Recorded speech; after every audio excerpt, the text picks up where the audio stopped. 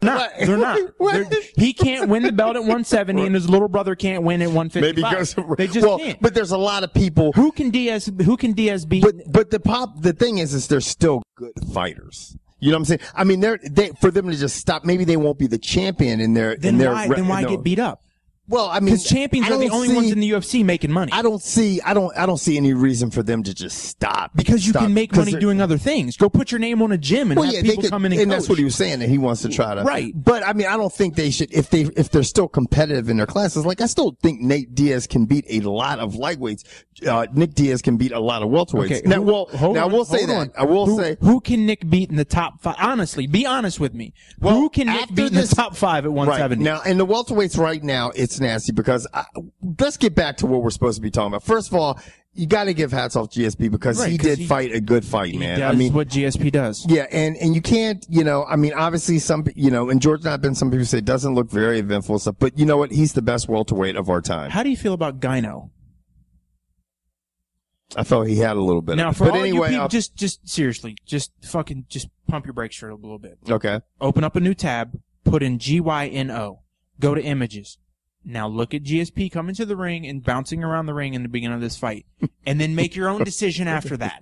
Okay? Just make your own decision. It is pretty apparent, I mean, there are going to be people that are going to be raising flags about you're always fighting in Canada. When he's fighting in Canada, he's a little bit more beefed up and stuff like that. And here's the thing I like. They're all going to say, well, he's always passed his drug test. So did Lance Armstrong. Yeah. Never failed a test. Yeah. I mean, there's ways around that. But I'm not taking anything away from the guy. I just wish we were all on a level playing field and we all knew what we were doing. But we don't. But he's a winner. And now we get to see him fight Johny Hendricks. And I'm fucking praying to the Taliban Jesus that he knocks that motherfucker out. Well, look, this is the thing, man. I mean, GSP.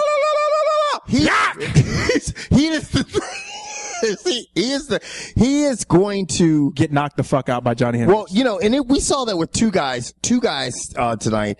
Johny Hendricks, his ability to get inside and do, but this is one thing I will say. Carlos Condit, okay, you really have to say GSP is phenomenal what he does because he neutralized Carlos Condit, and Carlos Condit was teeing off on Johny Hendricks too. I mean, so it's like, if Johny Hendricks can get inside, I don't think GSP has the jaw of Carlos Condit. Definitely not after tonight. Carlos Condit fucking has a fucking concrete block as a jaw because he took some nasty shots from Johny Hendricks.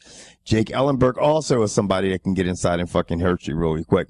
If GSP has to fight either one of those guys and he plays the game he played with Nick Diaz, it could be kind of squirrely. But he doesn't. Yeah, and I don't think he will. And that's the thing. With GSP develops a game plan specific for the guy he's fighting. Right. Doesn't matter who he used to fight. He watches film. He knows who he's going to fight. And I said in the previous video, the way he beats Johny Hendricks is getting into the 4th and 5th round, weathering the storm. Now, the only person I would be okay with him not, if his next fight is not against Johny Hendricks, there's only one person I want to see him fight besides Johny Hendricks. Ellenberger? No. Oh, you mean Chael Sonnen? I mean, Anderson Silva.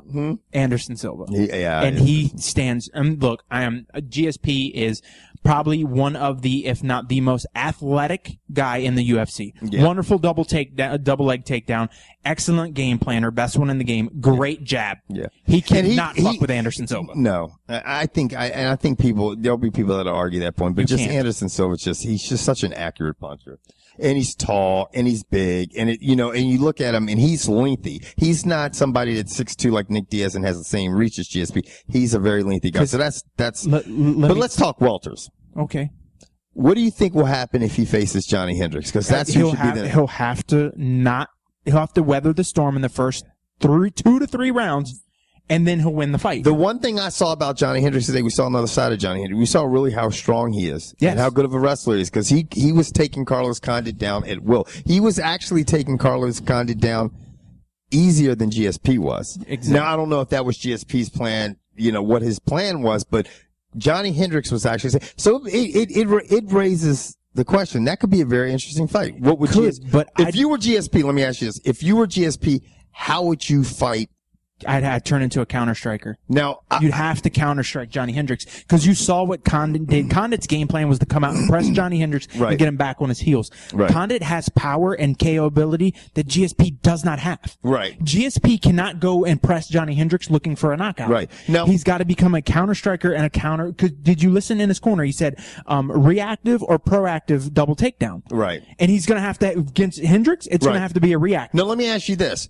If based on the shots that you saw Condit take, because Condit took some fucking shots tonight. He will knock fucking GSP out if he hits him with any of those. I have to believe that. You know what I mean? It's like, I don't know. And there's somebody out there can tell us, tell us where you've seen a fight where GSP has taken a lot of shots. Look at the third round of that fight we just saw. Right. He was wobbly at one point. And it was those little pip, pip, pip, pip. It was jabs that were doing. Would you say Condit landed some significant power shots tonight on Hendricks? Oh, yeah.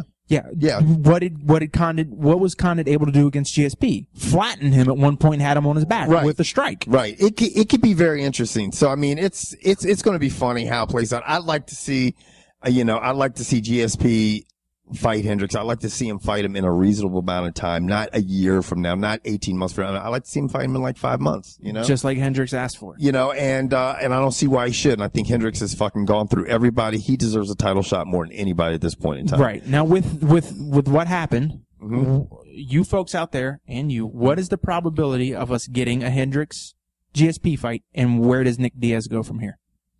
Nick Diaz, obviously besides he's saying he's saying that he wants to retire. He wants to retire and stuff like this. Right now, if he's doing that, maybe he wants to take some time away from fighting and focus on a school or training people. I can understand that because, like we said, there's a lot of people in that welterweight division right now. You've got Ellenberger that's good. That could pose problems for Nick Diaz. You've got Johny Hendricks that could pose problems for it. You got Carlos Condit that has already beat him. That puts him down at 5. And now you've got new people coming into the class. Look at the tough right now. Look at those middleweights in the tough house. Some of them can drop down to welterweight.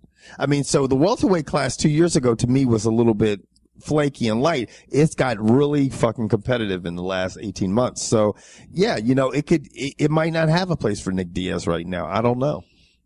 Anyway, guys, let us know. We're wrapping it up. And if you're not busy, go over to MMA Valor. Go to MMAFightMatrix.com. Let them know what you think. Yes, let them know. They've got the rankings. FightMatrix.com. They have rankings, stats, everything. If you have a chance, go check them out. You can go see how many times GSP took down fucking Shitty Pants McGee tonight. That's right. Do it. We're out. Comical, brash, and sometimes politically incorrect. The UnCut Sports Show. Non-traditional sports coverage delivered the way you like it by your uncensored co-hosts, Kevin White and George Bedford.